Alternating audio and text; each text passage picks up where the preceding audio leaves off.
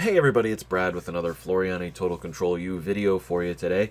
And today we are going to be doing some actual manual digitizing. That is, digitizing a design from scratch, no automatic tools, no cheating. We're going to be doing our pathing accurately, and we're gonna jump right in here. This is a fairly simple design, but I have a lot of new people that are in Floriani Club, and we're going to do something manual that is not too hard. I think we should be able to get through this in our 2-hour class. And if not, you'll be able to refer to this video to see how to finish it. So here we go. I'm going to get started by just hitting create a new design, all right, from our My Floriani Today page.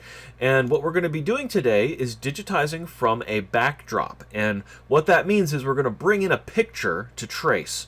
So the way that you do that, there's a few ways to do that actually, but the way that we are going to do that today is we're going to go to the backdrop tool.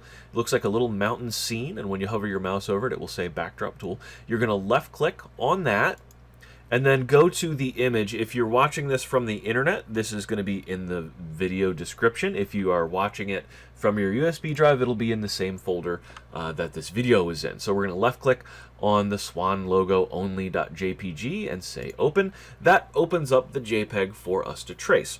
Now, the size that this has come in at is a little bit big for what I'm imagining doing with this. Like, I'm imagining, digitizing a logo for, left chest, or maybe for a ball cap or something like that. So we don't necessarily want it to be this massive. Something to be aware of when working from a backdrop is most JPEGs or PNGs or whatever format your design is in, your image is in, the white background behind the image is going to be part of the overall size that it reports over here in the properties menu. So this width here of 10.23 inches, that is not the width of the design itself. It's the width of the overall size of the image, including the white space. So you have to be careful when you're sizing something in here. If I want it to be 5 inches, I can't set this to be exactly 5, because then the design itself would be smaller. So what I'm going to do is, instead of setting a number, I'm just going to grab one of the corners here and drag it down to size it down a little bit, and we'll just see what we get. So each one of these squares is 1 square inch, so this is 1, 2, 3, 4, 5, 6 inches from edge to edge on our swans. And so, you can go from there and say, well, 6 inches, that's pretty big for a t-shirt, or definitely too big for a hat.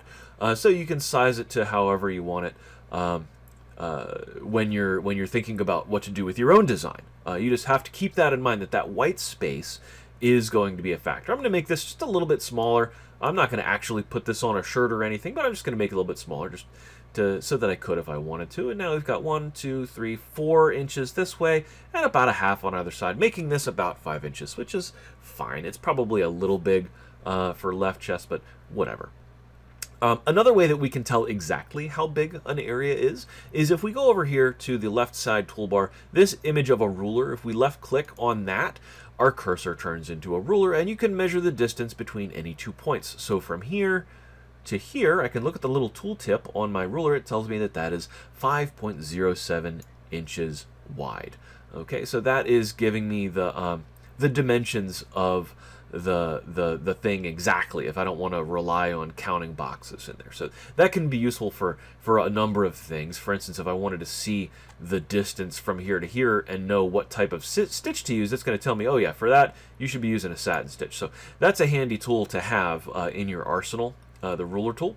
Incidentally, if you zoom in or out too far and you lose track of your design, which I nearly did there on accident, I'm just scrolling in and out with my mouse wheel here, and this is something that you might do and lose where you are in the design. If that ever happens to you, you can simply go up to here where there's a percentage. That percent is the percent of zoom that we're at, but it also, if we hit the little caret here, we can choose to fit, and that's going to bring us right back to our design and fit it into the design space. So that's a handy tip for you. Now, once we have selected any tool other than the backdrop tool, that box is gone from my backdrop. I can no longer edit it. I can't click on it. I can't click and drag it. I can't do anything to the backdrop. And that is by design. You don't want to accidentally click on your backdrop and move it around while you're trying to digitize the design. That would be very frustrating if that happened. But if you accidentally were to click off of your backdrop and you hadn't resized it, or you wanted to do something else to it, you can always get that back by clicking back on the backdrop tool. When there's already a backdrop, it's not going to try to load a new backdrop. It will simply select the backdrop and you get your properties over here. So we're going to go ahead and click back to the select tool. I don't want to have my backdrop selected, but that's how you would do it if you needed to. Okay, so let's talk about what type of stitch we would use to do this design, these swans. Well, if we look, the border that the line rather that makes up the bodies and necks of these swans is a uniform width. That is, it's the same width all the way along the line. And there's two ways to make a what's called a satin stitch, which that's the type of stitch that I would like to use for this. There's two different ways to make a satin stitch in this program. One is called a Steil stitch, and what that does is it follows a line and generates a width, a distance. The width is basically how wide the line is going on either side of the line that you generate to make the stitch. So basically you draw a line and it applies a stitch along that line, and it's a uniform width. So that's what we would want for this. And the way that looks like is if you go in and draw a line, I'm going to just hit my artwork tool here, actually, is all you need to do. And then I can just left click from one point to another, right? And then you right click to generate it. Now my software, I have it set in my preferences to automatically select any line that I generate. If it doesn't automatically do that, then you'd have to click on it. And if you want it to do like mine, it's really easy. You just go into preferences, and then it is in environment, and you would put a check mark here next to automatically select created paths. Okay, so I always do that. I prefer to have it automatically select any path that I draw. Again, that's in preferences. So you go to program preferences, you go to environment, you put a check mark there. That will make it behave the way that my software is behaving. Anyway, to make this a satin border or Steil stitch, we would go down to our digitizing tools. It's the third one from the left down here on the bottom toolbar. You left click that and it automatically will create a satin stitch. Right? The other way to create a satin stitch is to have a closed shape instead of a single line. So if I've got a closed shape, right, that's like a polygon, okay, and I'm going to close my shape by hitting Shift C. If you create a polygon, we can apply a satin stitch to it. So in this program, it calls this type of stitch a satin stitch. It calls this type of stitch a Steil stitch. They are both satin stitches, but one works differently than the other. If I hit the satin stitch tool here, it will apply a satin stitch to that shape.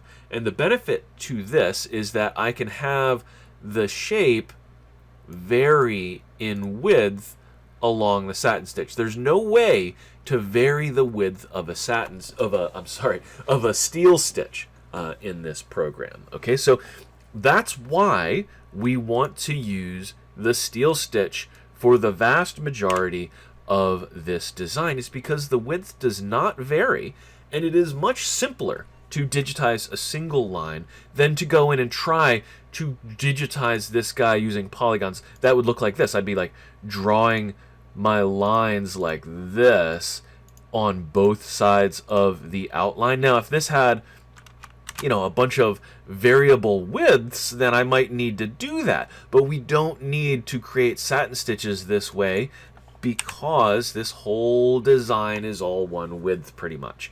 So all we have to do is draw the individual lines in the order that we want them to be drawn in, and select a Steil stitch, and then we can assign how wide we want the stitches to be and where the start and the stop points would be and all that, without having to worry about setting our stitch directions and things like that, like you have to do with a fill satin stitch. So let's take a look at this and kind of think about what it would look like to sew out this design. And one of the things that I always like to do is plan out my design before I start sewing it. So I want to look at kind of the order that things go. And in my brain, these three little detail parts of like to kind of emulate feathers, here, here, and here, these three parts to me look like they are tucked under this line. So I think that we probably should start with these so that when we eventually go and do this, we are able to just have that cover over the ends of these elements here. Okay, so that means that I want this and this and this, and the same thing on the other side. We want those things to sew out before this line does. Okay, so we want to keep that in mind. Now, it also seems to me that this line here is also behind this line, meaning I want this to sew out also before this. So this comes over and crosses over it and hides the end of that, giving it the illusion of some dimensionality, making this appear behind this. The way that these being crossed over by that makes it appear that this is a part of the wing. So that gives me a starting point. Okay, that tells me that I want to make sure that these three elements and these three elements over here go down before this, and this element and this element goes down before this. And I think that probably what we're going to do is start on these and then go to this, then go to the same thing on the other side, and then go to these on this side. And if that ends up not making sense as I digitize, then I'll change. But that's my plan. That's my plan starting this design, is I'm going to start on these three, move to this wing, then go to this wing, then go to these three details, then do the big swoopy bits. Okay? So that's my plan, and I find it to be invaluable to think about this kind of stuff and not just randomly pick one part of the design. Because when you have to go in and reorder things, particularly if you're doing it right, meaning we're going to be doing pathing, and if you don't know what I mean by pathing, don't worry, we'll talk about it. But if you're going to be digitizing a design well, then you really need to go into it with a plan. Otherwise, you're going to be spending a lot of time backtracking and fixing things that you did in the wrong order. So we are going to get started here. And the first thing that I'm going to start with is this line right here. So this line goes from here to here. And that is going to be the first thing that we do. Now, when we draw a line in this software, you always want to start where you want your stitch to start and stop where you want your stitch to stop. That will make it so that the start point and the stop point are already pretty much in the right place, and we don't need to go back and set them ourselves, okay? So I want this line to start here, okay?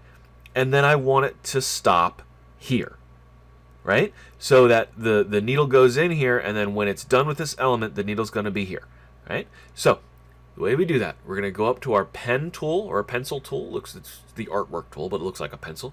We're going to left click on that, and we're going to draw. Your cursor will turn into this like crosshair thing, right? And the crosshairs come in from the side so you can see exactly where your tool is. And we're just going to start right here. And we don't have to worry too much about being 100% accurate. What I wouldn't do is zoom way in, right? Like this, I'm at 660%. Okay, I wouldn't zoom way in and worry about getting dead center on this thing. You really don't need to do that. Just kind of zoom to the point where you can see the whole design, and that's going to be fine. There's really no reason to zoom super duper in. So I'm going to put my first point here. And what some people will do is kind of just click, go backspace, we kind of just click so that the line follows the inside here. But this doesn't make the prettiest satin stitch when you have a bunch of points. What you want to do is have the fewest amount of points, and this software gives us a great tool for that. So instead, oh, and by the way, I was hitting the backspace there. You hit the backspace to go backwards. What I'm going to do is I'm going to go and just put points only where the direction changes. So here we've got a curve coming up this way, and then the curve starts to go in from the other side. So right at that point where the curve changes, I want to put a point. And then this from here to here is all one curve until it gets to the end. And then I'm going to left click again. Okay. Now I know this looks weird, but we're just going to right click, which will generate our line. So we hit the right mouse button. Bloop. And then we're going to use the shape tool to knock our outline into shape. Okay. And the way that we do that, there's a couple places we can hit it. In our tools here that are in the selection box, this button here is the shape tool.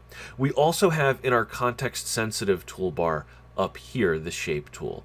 Okay, I find it easiest to just hit this one, but these tools are a little small and some people have trouble hitting them. So if you have trouble consistently hitting right on here, you can get it right there too. So both ways work. So you hit this, and what'll happen when you're in the shape tool is your line turns purple, and you can grab anywhere along a line and drag it so that it matches the curve that you're trying to match. So I've got this curve and I've got this curve, and you just drag them in until you've got them so that they match. And if you look, when we left click on any of these curves, you see these little handles that are poking out? Those are called Bezier handles, after a mathematician named Bezier who invented this type of curve. But what we're going to do is when we can't get the curves to match perfectly, that's when you start messing with these. But this curve matched perfectly, so I don't need to worry about that. But just keep that in your mind, that we have these Bezier handles. So if we can't, just by grabbing and pulling the curve, if we can't get it to match up perfectly, we can go in and do it with those Bezier handles to stretch it out. And we will be doing that later in this design. But once we have our line selected in here, and if you're in the shape tool and you don't know how to get out of it, if you right click, it takes you out of the Bezier, but it doesn't take you out of the shape tool.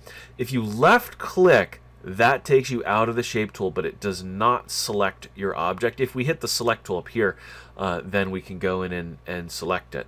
I actually prefer selecting things from the sequence view on this side for one reason, and that's because I see a lot of people who hold their mouse button down too long when they make a click, and that ends up accidentally dragging their shape like this. Okay, so if you select your object in the sequence view over here, we see we have got our sequence view, we've got our piece of artwork here, we can left click on it. That will have no chance of accidentally selecting our object. Now you may see me selecting my object directly because I've been doing this for a million years, and I that's the way that I normally do it.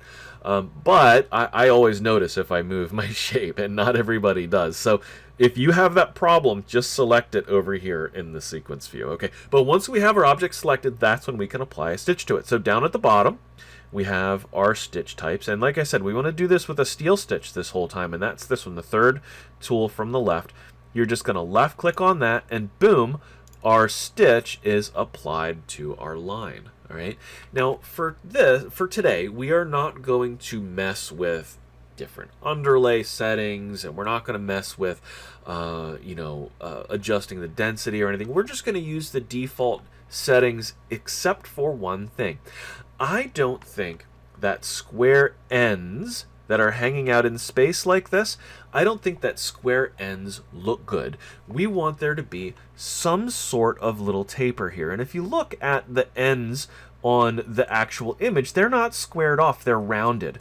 So if we go in and we select our stitch here, okay, we select our satin stitch, and we look at our properties, we actually have a property for starting line cap and stop line cap, and we can change these from standard, which standard is just a square end. We can change these to whatever we want. So if I set the start line cap to rounded, look what happens. We go in there, we hit rounded, we hit apply, and now it has tapered this end here. Now remember I said we want to start clicking here and we want to stop clicking here. Well, if we look at our shape tool, the start point is here and the stop point is here, and yet when I selected the start line cap, it was my stop line cap that got adjusted. That is a bug. This is backwards. Okay, I don't know why, but at some point that bug was introduced into the software. So we want actually both of these to be tapered, the start and the stop. So I'm going to set both of these to be rounded, but just be aware that the stop line cap is actually the start This is the start line cap, and the start line cap is actually the stop line cap. I know it's confusing, but you know, I don't know what to tell you. We could go in and maybe in class we'll have everybody in unison submit a bug report there, and maybe that'll get fixed. But anyway, so we go in and hit apply here. That's gonna make it so that we've got a rounded cap on both sides. Now sometimes there isn't enough space for enough of a taper if our width isn't quite enough. So if that doesn't seem like enough of a taper to us, we can actually go in and we'll set that that stop line cap, which is really the start line cap, to a sharp point instead. And let's see what that looks like. That gives us much more of a taper, although I feel like it kind of made it a little ugly here. You can go in and monkey with the position of your stop point and monkey with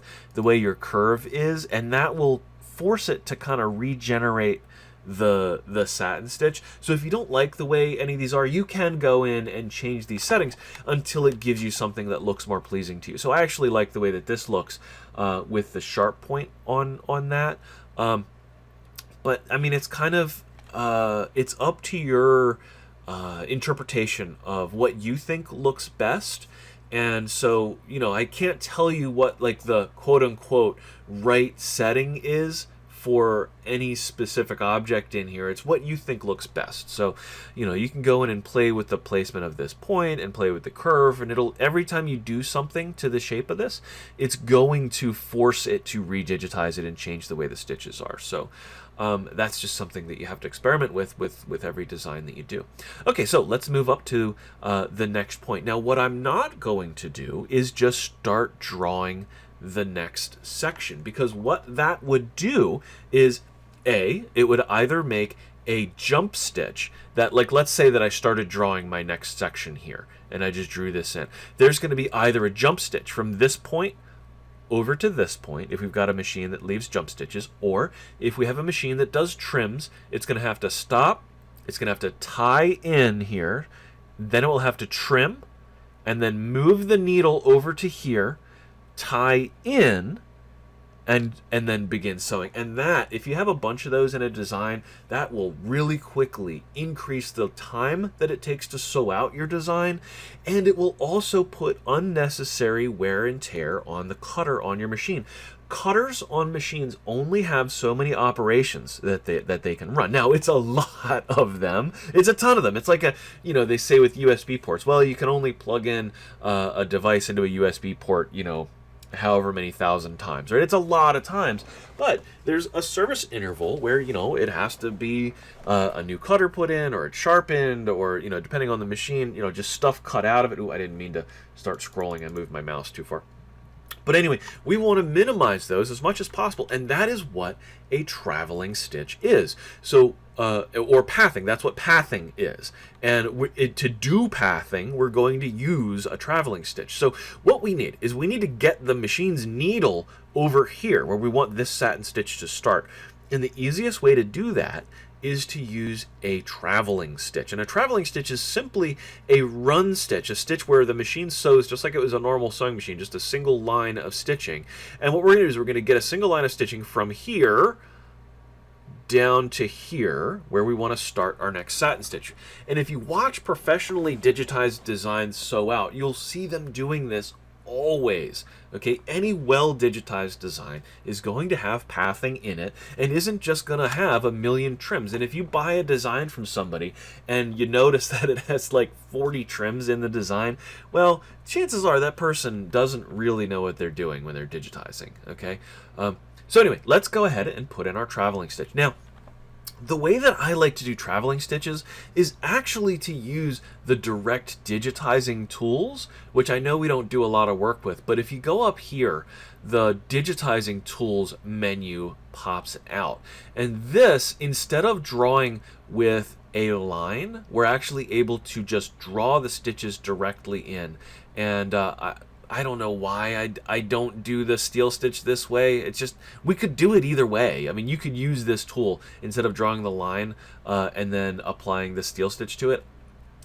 I don't know. I'm weird. This is just the way that I do it. But I'm going to go up to run stitch anyway, and we're going to start our line right where we stopped the previous line. Okay, so I'm going to left click here, And for this, I'm not going to bother making pretty perfect curves, because this run stitch, this travel stitch here, is going to be completely covered up by a satin stitch as it goes along. Okay, that just makes it like not matter how pretty this is.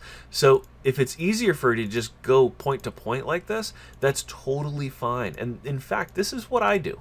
I just go point to point. I don't bother making perfect curves for this, because all we're doing here is we're getting the needle all the way over to this side. That's all we're doing, is getting the needle to here, and then you can right click, that generates it as a run stitch, okay, and it will automatically have the start point be our first click and the stop point be our last click. We don't have to go and check that. It always will, every single time. That's the way the software works, okay? And now I remember why I like, if I'm gonna do the satin stitch, now I remember why I do it. It's because if we draw a satin stitch, it covers over our outline and makes it harder to see when we go and curve our line. So if I went and used the direct digitizing steel stitch like this, I'm going to make my curve. Let's see, I'll put a point there and then put a point there and then right click. It generates the line, and it makes it harder to see, especially if I have it in 3D. It makes it harder to see where to put my line, I think. Okay, so anyway, that's why I don't do it that way. So what we're gonna do is we're gonna use the artwork tool. Okay, artwork is this pencil, and we're gonna draw. We're gonna start on this side, and I can see this is like a hump of a curve, and then the curve starts changing direction right around here somewhere, and then it curves all the way up to here. Okay, and here's where it joins with this one. So this is kind of like, you pick where you want this to join. I mean, there's an argument to be made for having it all the way up here, but it's it's up to you. You're the one digitizing this, so you get to pick. So we're gonna click there, and then I'm gonna right click to generate that line. It will automatically select it because I have automatically select created paths, and then I'm gonna use the shape tool, and then I'm gonna grab this line and pull it in, and it matches nicely there. Okay, so I don't need to do any Bezier handle adjustment. And then I'm going to grab this and just kind of pull it upward a little bit so that we get that slight S shape in there. And once we have that, we can select our line by hitting the select tool. We can apply our stitch to it, which is a steel stitch down here.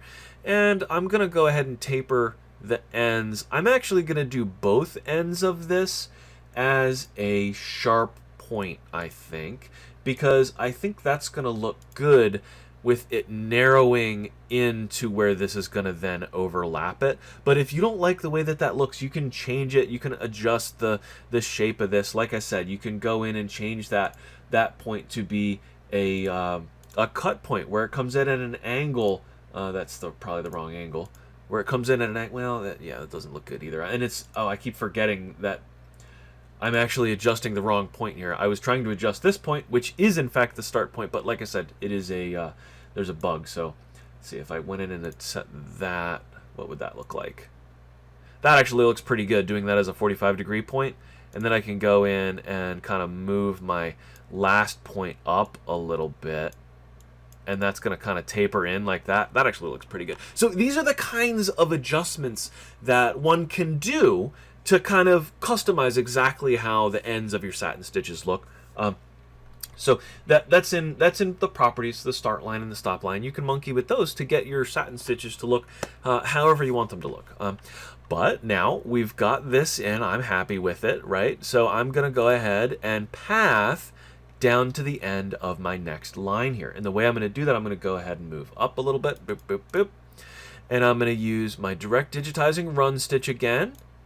And I'm going to start at the stop point of the last satin stitch, and we're just going to make some clicks. Click, click, click.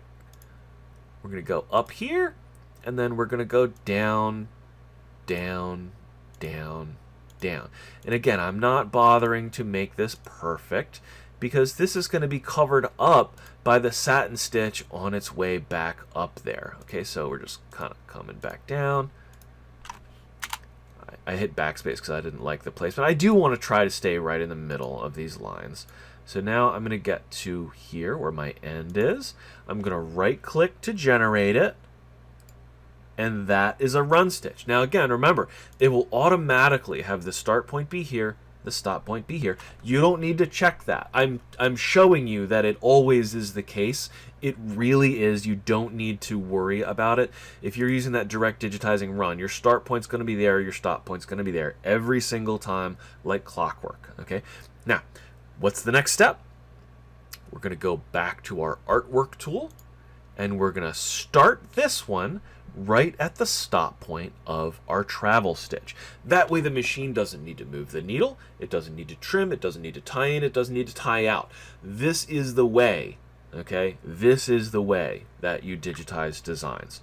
All right, so we're going to start clicking here, and then I'm going to follow this curve up until it changes direction, and then I'm going to go, this is all one curve up to about here. I'm just going to left click with my mouse there, and then I'm going to right click to generate the line.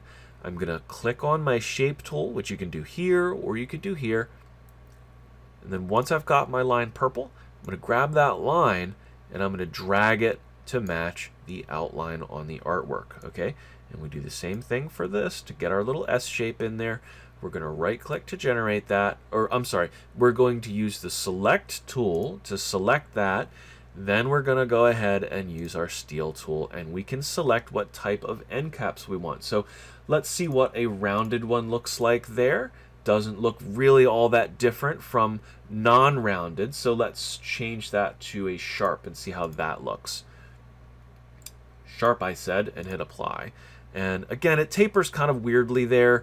You know, and again, we can go in and say, all right, maybe I want to adjust the exact placement of my curve to make it look a little different. Move this up a little bit, see if that doesn't change it. You know, if it just doesn't look right, no matter what you do, you can go in and say, all right, what about if we change that point type to something different right here? I don't know if that works really well. The reason that as a rounded it doesn't work that well, oops, let me set. The reason that this doesn't do much as a rounded point but taper slightly is our width isn't really wide enough to notice the taper. I'm just going to change this width to something wider just so that you can see what I mean. If we set that to wider, you see how much more dramatic that taper is to be rounded. But I just hit undo there. I actually feel like the rounded, really, maybe that looks better. I'd have to see it stitched out. Let's go ahead and select this first one and see what that... I'm going to set this back to rounded. I just wish that it kind of made a couple more stitches there at the end of that. But, you know, what are you going to do? It does look better. Because when we did that sharp point with this curve that close to it, I don't think that looked good. But whatever. Like I said, it's all in the eye of the digitizer what works best. I do feel like this point here should be sharp, though. And let's see what that looks like. Really didn't make that much of a difference, but that end is going to get covered over anyway, so I guess it doesn't really matter that much. But anyway, I'm really more concerned here about nailing into your head how important it is to have proper pathing through a design. You really want to think about that, and that's one of the reasons that, like, figuring out what order everything is going to go is so important in a design. So we're going to go from here. Where are we going? We want to do this line next, which goes from here all the way up to here, all the way around up to where the beak is going to be. Okay, and then we'll travel from there. So our traveling stitch just simply needs to go from here to here, right? And then we're going to pick up a satin stitch from there. So where's that? Right, we're doing direct digitizing tools for the run stitch, and we're going to start here and just slowly make our way around this corner and down until we get to where we want to start our next satin stitch. Okay, so I want to start it here, so we're going to right click. And remember, the whole point of this is so that this stitch, when it happens, it comes around and overlaps all of these other stitches, remember. Okay, so we've stopped to here. Our start is in the right place. Our stop is in the last place. It does it automatically every single time. And now we are just going to start our satin stitch here and go up. So we're going to use the artwork tool. And I keep saying satin stitch. I mean I mean to say steel stitch, okay? So satin border stitch and a steel stitch is the exact same thing, and some programs call it one thing, some programs call it another thing, but it is what it is. It's a satin stitch, right? But they call it steel stitch. Anyway, so we go here, and so this to this is all one curve, and then this kind of makes an S, and that S starts about here, and then it kind of comes around. Now this, I think I'm going to do this with 3 points. Boop, boop, boop, okay? And if that ends up not looking great, we could have done a point here and a point here and then pulled that so that's one curve out. We'll see if I regret this decision to have this like this. We'll see. And then this is all, really all one curve all the way up to here, right? Which this is actually, this is going to be a separate part of the design. So we're going to stop here, bloop, okay? We're going to stop here, and then I'm going to let it generate by hitting the right mouse button. So we right click. There, now, I know this looks crazy. This doesn't look like the swan's neck at all, but that's the magic of the shape tool in this program. We're going to click on the icon here and then pull our curves out. We just grab this curve and pull it out like that. We grab this curve and pull it down. We grab this curve and pull it up. This curve and pull it down like this. And we're just going and doing all of these curves and making them so that they match. Now this one I can't get to match 100%. You see how close that is to the edge there and how it's in the middle here? This is a situation where we're going to need to use those Bezier handles. So if I click on this curve, I can start monkeying with these, okay? And I've dragged that so that that's in the middle and it has screwed up this part of it. So we click it again, we grab the other handle and pull it out so that we then can grab the whole curve and mess with it until we can get the entire thing looking the way that we want it, okay? And it might take a little bit of fiddling until you're satisfied with it. And this isn't perfect, but you know, nothing is ever 100% perfect. So once you're satisfied with it and you're like, okay, that's good enough, which for me, this, good enough, okay? It doesn't have to be dead perfect every single time. But we're going to go ahead and hit the select key, or I could have right-clicked, would have worked too. And then I'm going to use the steel stitch. Boom. There we go. We've got our steel border, and that looks nice and pretty. Look at that. I love this. This looks wonderful. Now, we do want to taper this because this is coming out too far on this side. But, well, maybe it's not, but we're going to taper it anyway. I'm going to set both of these endpoints to sharp. Hang on. Excuse me. I'm going to set both of these to sharp and just see what it looks like. Oop. And hit apply. Okay, and that taper looks pretty good, but something weird is that actually changed the way this bevel looked, which I'm not a fan of.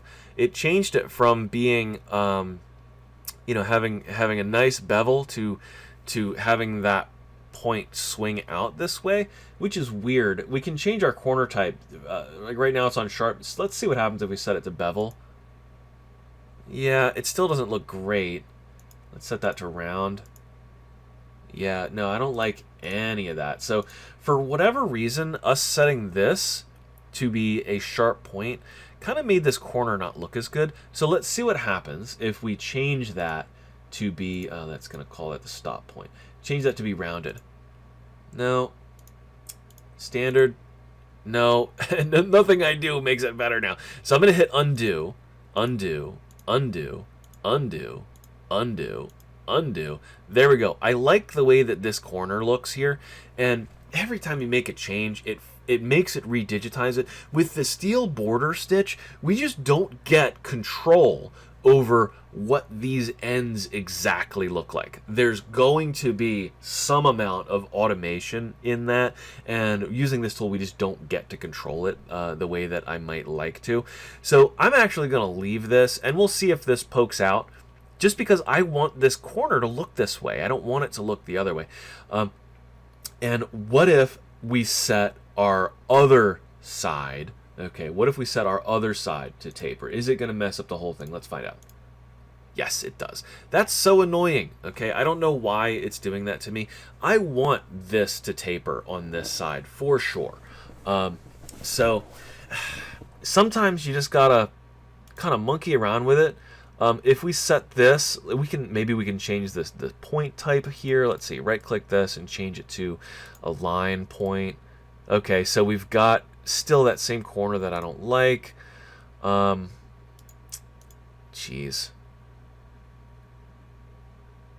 You know, we could kind of cheat this by taking this and using the stitch tool, and we can taper it ourselves by using this tool here, stitch. We can actually grab these stitches and force them to taper a little bit. So this is a technique that I wouldn't normally do in kind of like a super basic class like this, but this allows us to taper the end here, and that tool is here, it's stitch. And this will let you just grab any stitch in the whole design and move it wherever you want it, and it's not going to affect anything else. So I kind of like forced a taper in there. You got to be careful because you may, if you're doing, like sometimes you may like grab underlay on accident and move something that you didn't mean to move. But these satins or steel border stitches don't actually have any underlay by default. But it's important to note that anything that we do with the stitch tool will be undone if we change any properties whatsoever of this. So if we make it wider, it's no longer going to be tapered. So if I go in here and I select this steel stitch and I change my my value of my stitch width to something else, that loses that taper completely. Okay, so just be aware of any changes that you make with this stitch tool will be undone if you change any properties whatsoever of the design. So anyway, I feel like this is a good compromise though, and that looks good. So that's a little bit more in depth than I meant to get with this tool, but that's okay. Okay, so where are we going from here? Well, I feel like the little beaky beak here should be underneath of their little markings on their heads that swans have. So what we're gonna do this is an impromptu, another part of the design that we're gonna do before we do the rest of it. So we're going to travel. We're going to travel from here to here. Okay, and then we're going to do the little beak here. So let's see, we're going to use the artwork tool, and then I want this to be rounded here. So let's see, what if we go like this, and then like this? Okay, and what that's going to let me do is pull out his little nose. Oops, I grabbed the point on accident. If you do that, just hit undo up here. You grab the nose here, and look, I can't grab it because it wants me to grab, oh, well, I guess if I do it right there, there we go. But you can always zoom in. Like if these points were too close together, you can always zoom in on that. Like this will make it easier to grab it. Okay, now this is just going to be, again, a steel stitch. So we go ahead and do a steel stitch. And what if we taper it? Is it going to make everything look janky? Let's find out. No, that looks just fine. In fact, we might want to move our first point a little bit further in here. But that looks okay. I think that's going to look just fine. So it starts there, it stops there. We've got our traveling. Now, like I said, we don't want to do, right? We don't want to do this part of the design because that is what ends up going and covering over everything, and it's all one piece. So we still got to do the other side, right, before we start doing that. So what we're going to do is we are going to travel through here all the way to here. No, actually, you know what? Because we want to do this little beaky beak here. So we want to go around the top of their heads and then get to the beak. Start this, travel through here, and then start this.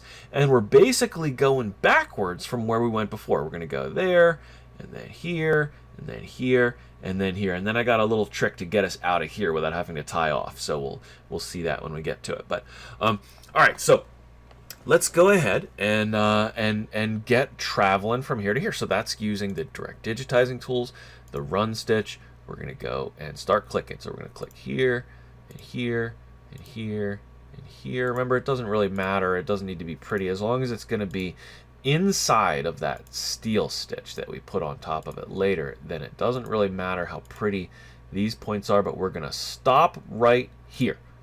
Boom. Run stitch from there to there. Remember, it always knows. Starts there, stops there. Does it automatically. You don't need to keep checking it. I know I've checked it a million times, but that's just to prove to you that it always works. You never need to look. All right, so now we're going to do the same thing here that we did over there.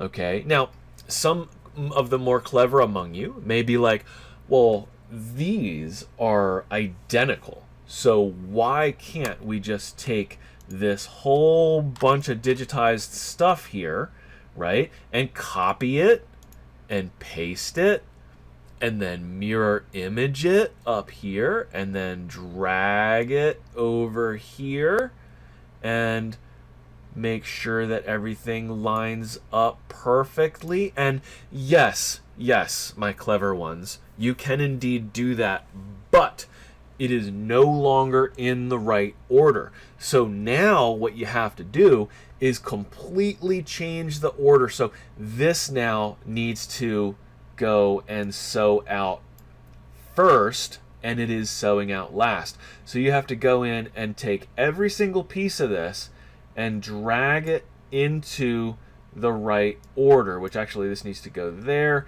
and then we need to drag this one under that, and then we need to drag this one under that, and we need to drag this one under that, and we need to drag this one under that. By the way, I'm not telling you to do this. Don't do this, okay? I'm just showing you for the people that are like falling asleep here, and they're like, hey, wait, I could do this and save time. Yeah, that would work. Yes. So if you want to do that, then do it. But that's not what we're going to do for, like, you know, the purposes of practicing doing this. We are going to do it again manually, okay? So, but yes, if you're looking at me like, duh, Brad, that's a mirror image. Yeah, you're right. Do it that way if you want. Anyway, let's go ahead and start. So we want, this is going to be a satin stitch, and we're going to use the artwork tool, and we're just going to go from here, and then I'm going to go here to here, because that really worked out well, pulling his little curve of his beak out that way. And then we're going to go to, and I'm going to remember that I wanted this pulled a little bit further in and draw it that way this time. And then right click it, it selects it, shape tool. We're going to pull out his little curve on his beaky beak, and we're going to right click to, actually no, we use the select tool to select that. And then we're going to hit the steel stitch. And then I wanted both of these to be sharp points, and hit apply. And yes, it looks lovely. Lovely little beak. Okay, now we're going to travel from here to here, because we don't want to have a satin stitch underneath of this stitch that we're going to eventually put here. Blah, blah, blah. What was I doing? Oh, yeah, run stitch. So this, and we're going to go from there to there. Okay, and yeah, that's where I wanted it pretty much. Okay, and then we're going to start drawing our next bit of artwork. We're going to start it about here. And we're going to follow this curve. I'm going to use the arrow keys to go because I'm a little zoomed in. Follow this curve all the way to about here. I feel like it kind of starts being almost like a straight line there. And then I'm going to go here, here, and here. And then this is kind of makes an S curve to about, here's where the direction changes. And then this corner, and then back to the top of the wing there. Okay, now we right click to generate that, shape tool, and we start pulling out our curves. Okay, that one, see, I might want to adjust this one a little bit, make it so that it's a little fatter on this side, and then we need to make it a little lower on that side. And then, you know, once you're satisfied with the way that that is, that's fine with me. Pull this out a little bit. Pull this out to make this curve. Pull this out to make this curve.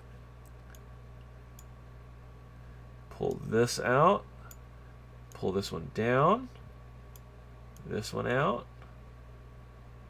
Okay, so that looks pretty good.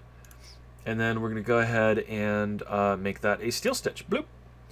There we go. It looks lovely. And then I'm going to go ahead and taper this. And we could, of course, have tapered the other one the same way that we did. I'm going to use my shape tool because I remember that I need to bring these guys in a little bit to make that little bit of a taper at the end. And yeah, I could do the same thing over here. It just didn't occur to me until I was on the other side of it that we could do this. Pull these stitches in a little bit. Okay, that's fine. Okay, now from here, where are we going to go? Well, we need to go from here to over here, but we need it to end here. So we want to travel all the way through this and have it stop here. Okay, so it's tempting to just go and travel to here, right? But then once you draw this one in, where are you going from there? You don't have anywhere to go. So you have to trace it all the way back to in here, and then have your satin stitch come back out, and then we'll travel down to the next one, which I guess we did that on the other side too. So all right, let's get to it. We go to our digitizing tools, we go to our run stitch. We're going to run from here all the way up the inside of this, and then back down. We're going to go to the backspace. We're going to go to the inside of this one,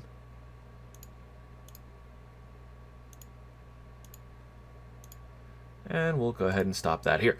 So we right click, all right, and then that's going to be a run stitch. So now we're going to go back to our artwork tool, and we're going to say click here. We'll click about here, and then back up to about here.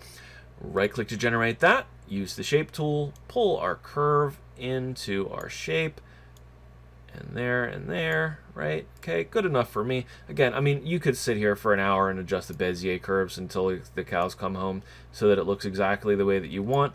Go ahead if you want to do that. Like, have at it. I'm not going to do that for the purposes of this class. And then we use the steel stitch.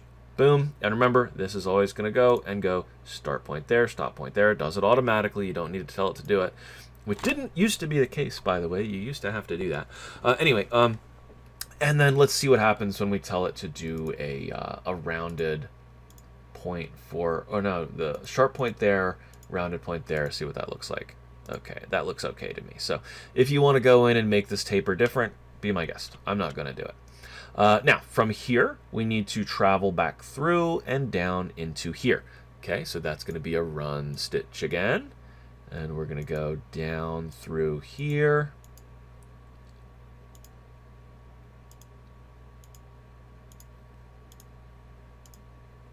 And end up in there. Okay, right click to generate that. That's our run stitch. And we're going to back to artwork tool this time. We're going here, and this kind of real quickly has that jump in it. I'm going to backspace and start over. I'm going to start here, and then right here is where that curve kind of starts, and then it goes up to about here. Right click to generate that, hit the shape tool, pull out my curves, make it a steel stitch, boom, set my tapers. No, start line is the stop line. Stop line is the start line.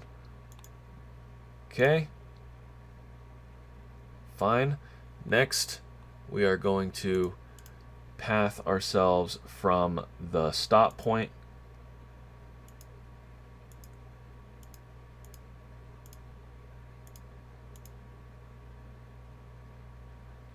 to here.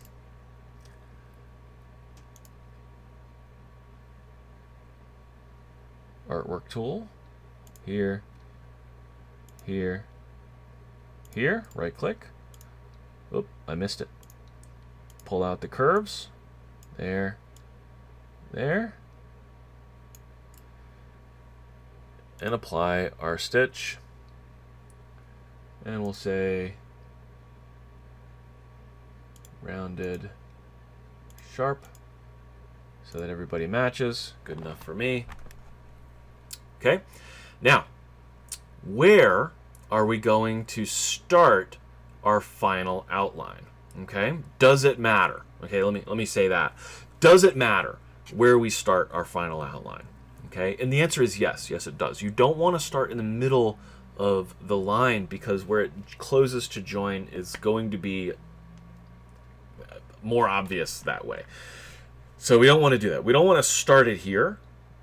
So that means, what do we have to create? If you said another traveling stitch, you are correct. So, but we can't travel back through anything that is a top stitch, okay? So we can't go, for instance, back up here and then travel through this because that's already there, right? We need to travel through a space that hasn't already been digitized yet, not counting these guys that are going to get covered back over. So this one's stop point is right about here. We're going to use the run stitch tool, and we're just going to go back through the way that we came until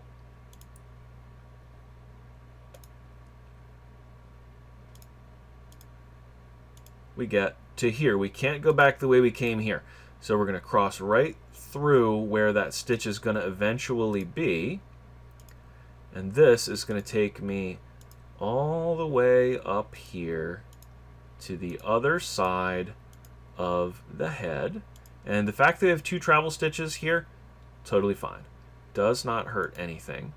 And then we want to start this kind of basically inside of where this eventual satin stitch, because this is going to be the last thing we do. It's going to be these guys in here. Actually, you know what? If we're clever, we'll do this one first, then the satin stitch, and then finish it here, and then do that there. So, or the steel stitch rather. So let's end it right here, okay? And now, oop, I didn't mean to backspace. I meant to right click. End it right here. Don't need to do anything. That's a run stitch already. Now we need to trace this shape in here, okay? And we're going to do that with the artwork tool, and we're going to trace it bigger than it is in the graphic, okay? Just right along the outside of it. And you don't need to do like a super crazy good job of this. I don't need to, for instance, you know, have the perfect shape the way that I do when I'm doing the steel stitch. Close that shape. You hit Shift C to do that. And what we're going to do with this is we're going to set this to an auto satin. We're going to go down here and click on this button here, auto satin. Left click on that, and ba-bam, it's going to automatically generate a nice satin stitch in here. Now, this area here, this little gap, that's not great. We can fix it by forcing it to re-digitize this, or if we look, it's actually got a split in here that we don't need in our shape tool. So if we right click that and choose delete split line, I bet you that, yeah, see, that fixes that right up. And now it's gonna look nice and pretty. Now for this, we do need to set where our start and our stop points are going to be, because for this element, we want it to both start and stop right here. Okay, now we could have traveled all the way back to here and then have it start there and stop there. We didn't. It's not worth redigitizing it over. So we're going to go in and set our start point and our stop point to be both right where our travel stitch ended. Okay, just like that. Now we've got this delightful element, and we can start with our next stitch here. Now, yeah, I think that that's going to be great, because did I want these to actually be we may have wanted this to go down first along with the other stuff. I don't know. It's up to you. You know, I'm going to just leave it the way that it is because I think it's going to be fine. But we could have probably done this before we did some of the other stuff, and then this would be on top of this, and this would be on top of it. So, artistic license. It can be however you want it to be, really. Anyway, I'm going to go ahead and do my my final steel stitch. Okay, so this is a big one. So I'm going to do it all as one piece. I think that's what's going to look best if you do, but I understand that it is intimidating to do it. But if you just follow the line, okay, and just treat it like any of these other parts that we did, if you just follow the line, it's not that bad. Now we're going to use the artwork tool for this, and we're going to start here, and we follow this curve, and I'm going to say that we probably want, because of the way that this is kind of flattens out right here, we're going to probably want a point here so that we can just pull this curve out. And then once you're past it, just ignore it. It doesn't exist anymore. We're following along here. This curve goes all the way along here, all the way along here. I'm going to say we could probably get away with this being one continuous curve, probably to around here, maybe even farther. I don't know. I'm going to put a point in there because that's awfully long curve. From there, we've got the same curve shape really all the way up to here. So let's see what happens. And then down here, it changes direction right in the middle, but there's kind of like a flat part from there to there, and then it starts curving down like this, and I'm going to put a point here. I'm going to put a point here, put a point here, and then I'm going to mirror it on the other side here. And then that goes around to about here, flat-ish here. And then you kind of want to try to make the same decisions as you go around this way. I'm going to put another one here, all the way up to here, and then here. And then we'll go and do that last one of these guys.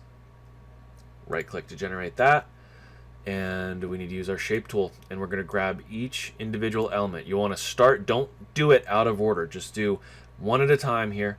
All right, so now the next one is going to be this one, and we can see that I probably made a bad decision making this all one line, because you see how far off it is from reaching and being in the center. That means I'm going to have to mess with these Bezier handles. So it probably would be a better idea to do this with more than one point. See how I have to go in and adjust these Bezier handles to widen up this point here? Okay, and then that jacked up this side, so I got to take this one back in a little bit. So yeah, I mean, my eyes got a little bit too big. And I made too few points in this part of the design, which, as you can see, can get pretty confusing. You just basically have to block out every other point from your mind other than, or every other purple line from your mind other than the one that you're currently working on, because you know you see all these other points you could mess with here. And I'm getting there. I'm getting to about where I'm satisfied with it. So we're gonna go ahead and just say that that is good enough for me. And then we're going to go, and this is the next curve here. Same thing. I should have done this with more points. I was trying to show off how few points I could use. And really, we needed more points in there to make this easy. Now, yeah, ultimately, I get a more mathematically perfect curve by doing it this way, which can help the algorithm when it generates the line.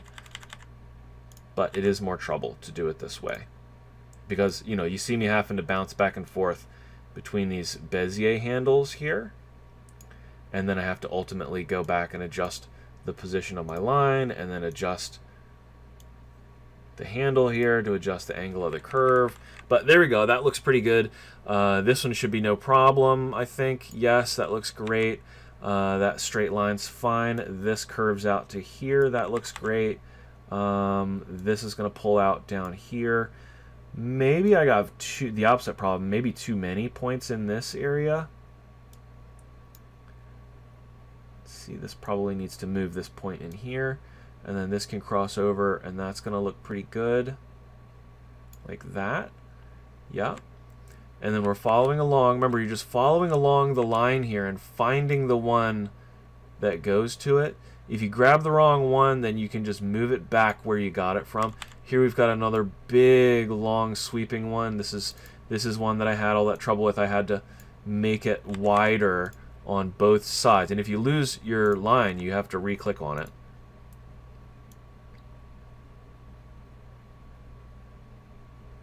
So, oh, now I've made this wider, and I can grab my line and pull it back in. See how I need to readjust my handles here. So, I mean, you see how much work I'm having to do here because I have less points in. Maybe I'll go back and do one without with more points, just to show you what that would look like. You're seeing right now, I just accidentally added a point and I'm going to delete it by right-clicking it and choose delete point. And that reset my position. So you can see how frustrating it can be. So I hope I'm not turning you off to digitizing this. But if we did click more individual points, we wouldn't be having quite this much trouble. Although once you get it, once you get it perfect, it is actually better ultimately to have it done this way. Because the more points there are in the line, the more kind of confused the algorithm tends to get. I'm going to leave that like that, and then just go ahead and do this next one. The algorithm will get confused. If you've got a ton of points, then you end up with like weird wiggles going on in your lines. And right now it's not letting me see my Bezier handle for some reason. There we go. Okay, that looks good there. I don't know why it's doubling it for me on that one. There we go. Now we got to go back and pull this out here. Sometimes I get weird graphical artifacts when I'm recording, so that may be what was going on there.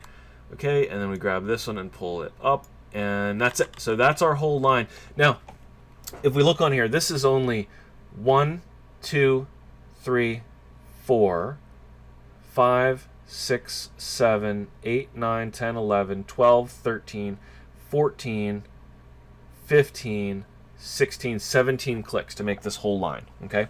So we could certainly have done this with more clicks, and it would have been less trouble to pull these curves out. But what I am not going to get in this is I'm not going to get some kind of kinked line, because this is a pure curve all the way around.